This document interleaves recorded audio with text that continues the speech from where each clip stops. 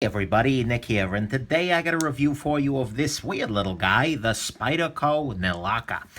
First off, I want to thank my buddy Eric for sending this guy along. He waited around a good long while for me to finally be ready to accept some loaners, so I appreciate that very much, Eric. And also, frankly, for sending this guy along, because this is a knife that I've known about for a long time, and I even handled at the Spyderco store one day, but never quite, it never quite was interesting enough to me to pick one up. But it's a really cool knife, and it's not something, it kind of came at me as a surprise. So there you go. First off, let's do a quick little size comparison for this guy. We have ourselves the Spyderco Nilakka. As always, we have the Ontario Rat number 1 and number 2. I'm sorry, that's the number 2. This is the number 1. We have the Graham Razel, which is about the polar opposite of this particular little knife here. And, I think that'll do for the moment in terms of size comparison. Finally, just a little note of history. This knife is it's a folding version of the Finnish Puukko knife, which is kind of a national symbol in a lot of ways for Finland. And in fact, it's designed by a master Finnish bladesmith, whose name I'm not going to really try and pronounce, Pekka Tuomen, and I'm doing my best. Sorry, Finns out there. But anyway, so this has got some serious history in Finland, and it's part of Spyderco's Ethnic Knives series, where they try to do justice in a modern way to some traditional and interesting knives. So let's go ahead and jump into the good, the great, the bad, and the ugly of your Spyderco Nilakka. On the good side, first and foremost, this is a really unique and interesting knife. You can see here that it's a liner lock knife at the core, but there's a full G10 a full G10 kind of sheet on top of it, and that G10 is pretty well sculpted here, so it gives it a really substantial feel in the pocket, and that helps with the ergonomics, which are, by the way, very good on this guy. Very, very nice knife in the hand. There's a little bit of a hollow here, but that's because there's a little bit of a hollow there. But overall, it's very unique and it's very different. So on top of this G10, you've got yourself a nice deep carry clip on the top there, and this is just fundamentally something that looks way different from anything else anybody else is making. Whether it looks good different or bad different is more a matter of opinion than anything, but I'm pretty impressed by it, and so that's nice. It's got this nice, simple exterior design that's pretty unique and pretty different.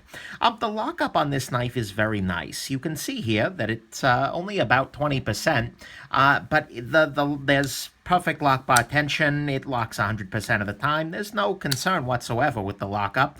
There's no play in either direction. It's beautiful in that way.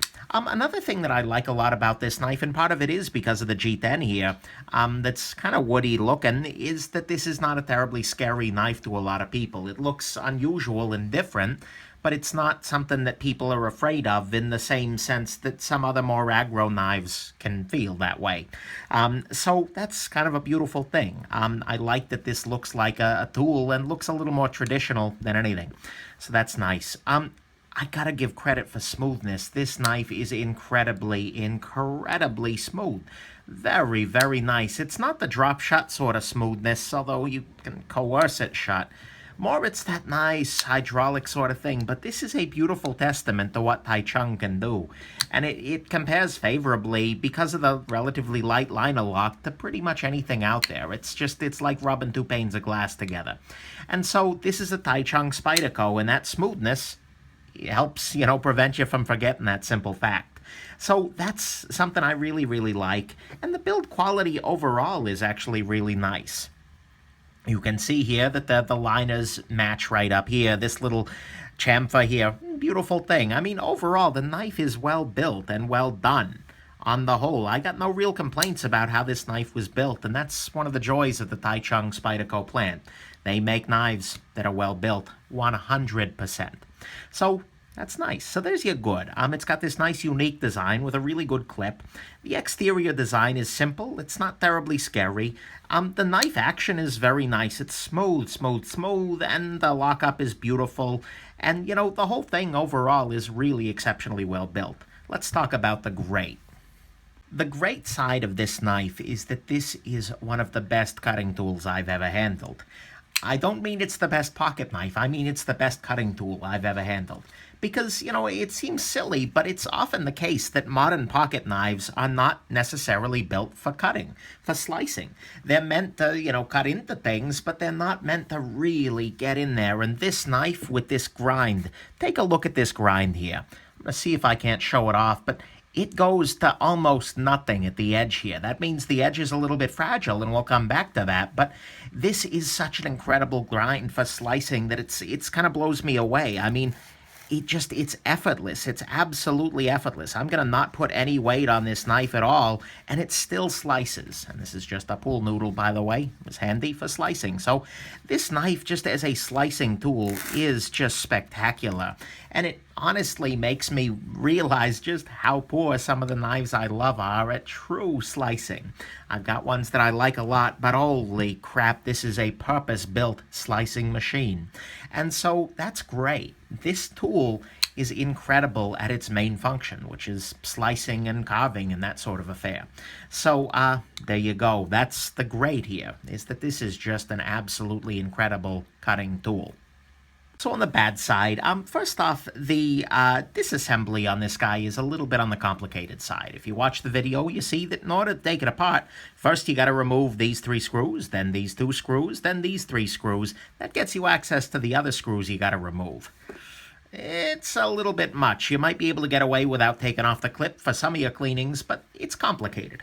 It's not bad, it's not difficult, it just takes a little while, that's all. And that's a little less than ideal. I'm not going to begrudge them because it's an interesting design here, but you do have to keep that one in mind. If you like your knives super simple to take apart, then this is not going to be the approach you're going to want to take.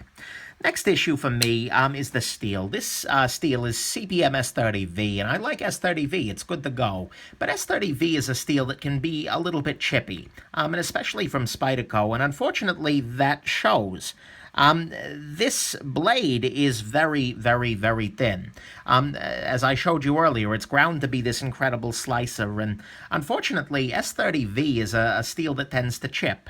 And, they've had some pretty serious problems with that. And so even though S30V might have been the best steel for this knife at the time they first made it, nowadays, I'm not so sure. So I'd like to see, perhaps in the Nilakka 2, a slightly different steel that's a little more durable if you're going to run it this thick, as I appreciate that they have. I mean, this thin, perhaps more accurately. Speaking of thickness, this knife is very, very thick in the pocket. If you take a look at it here, the G10 is kind of bulged out. I mean, the whole thing is kind of a little pocket brick. It's bulky. The clip makes it hang okay, so it's not so ugly. It's definitely carryable. And add in the fact that it's almost 5 ounces, you're going to feel this one. It's not a small knife. It's not a disappears in your pocket sort of knife. And more importantly, a lot of that is actually just G10, and that's great for the ergonomics, but it is a lot of G10. And if you're not absolutely in love with brown G10, this is going to bug you a little bit. This is a knife that more than most is just crying out for custom scales. Do it in wood or even the diamond wood resin stabilized stuff. I think this could be really incredible with that going on. But, yeah. So, anyways, that's the bad on this knife. The disassembly is complicated. S30V may not be the best choice of steel for this particular grind. It's very thick in the pocket. It's a little bit on the heavy side. And there's a lot of G10 on here that's just begging to be turned into something else. But there you go. Let's talk about the ugly.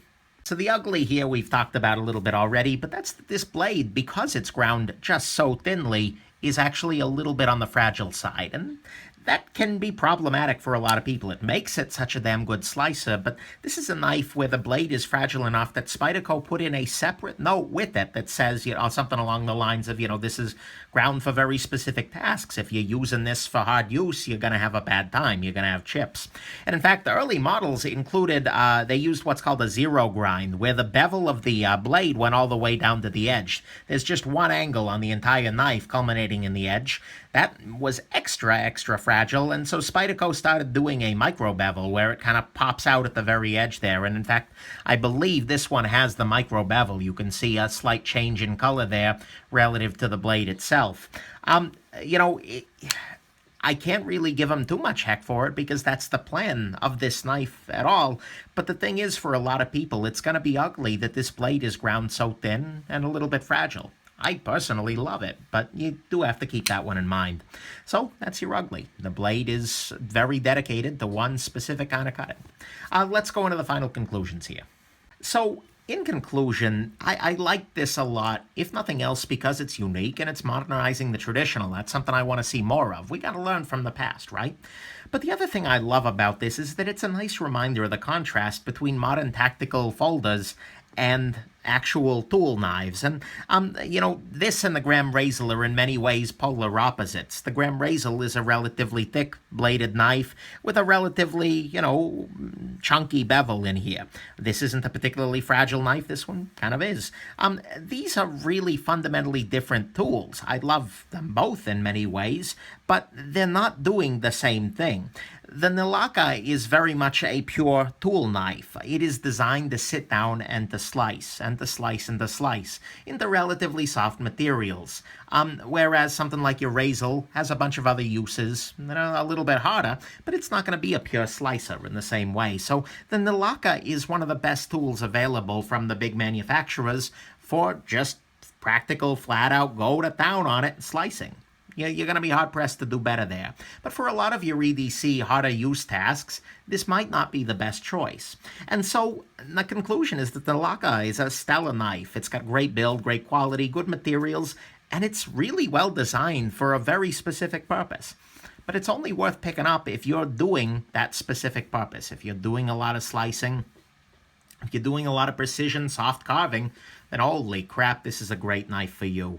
But otherwise, it may not be the best EDC choice in your life. Still, Spyderco, well done for doing it. And everybody else, hope you found this interesting and that you have a wonderful rest of your day. This review is finished. Get it? Finish? No? Okay, I tried. Bye now.